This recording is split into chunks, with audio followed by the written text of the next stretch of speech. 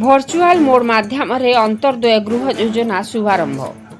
नवरंगपुर जिला डाबुगां ब्लॉक सदर महकुमा स्थित श्रीनिवास कल्याण मंडप परिसर में भर्चुआल मोड माध्यम मुख्यमंत्री मोहन चरण माझी कलाहांडी जिले में आसी हिताधिकारी को गृह निर्माण कार्यादेश प्रदान कार्यक्रम को सीधा प्रसारण कर राज्य सरकार पक्षर अंत्योदय गृह योजन डाबुगां ब्लॉक 12टी पंचायत 66 जन हिताधिकारी को कार्यादेश प्रदान कर कार्यक्रम में ब्लॉक 12 गोटी पंचायत प्राय 1000 ऊर्ध्व पुरुष महिला उपस्थित रही मुख्यमंत्री अभिभाषण एवं कार्यक्रम को आभासी माध्यम देखिथिले।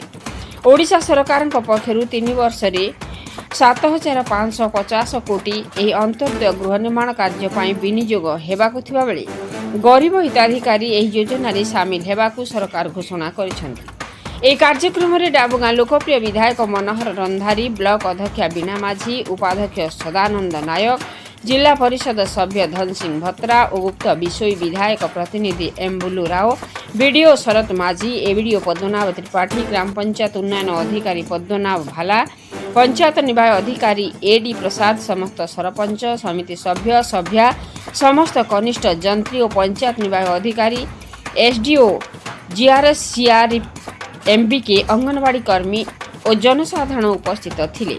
पंचायत निर्वाही अधिकारी एडी प्रसाद मंच परिचालना करथिले। नवरंगपुर जिला रविनारायण महांती रिपोर्ट मसीहा न्यूज। आपण मसीहा न्यूज यूट्यूब चैनल को सब्सक्राइब कलेनी कि जदि करिना हंती एबे करिनियंतु। एहा सह मसीहा न्यूज रो फेसबुक पेज को और ट्विटर को फॉलो करंतु। ता सह मसीहा न्यूज रो ऐप आसी गलानी निज मोबाइल रो प्ले स्टोर रो डाउनलोड करनियंतु। जय जगन्नाथ। पाई सारा ओडिशावासींकर पाई एवं सर्वोपरि हमर कलाहांडी जिला पाई मध्य अत्यंत खुशी एवं आनंदर दिन अंतर्दय गृह योजनार राज्य स्तरीय शुभारंभ ये कार्यक्रम शुभ अवसर आज मंचासीन थिबा पंचायत राज तथा ड्रिंकिंग वाटर एवं ग्राम उन्नयन विभाग माननीय वरिष्ठ मंत्री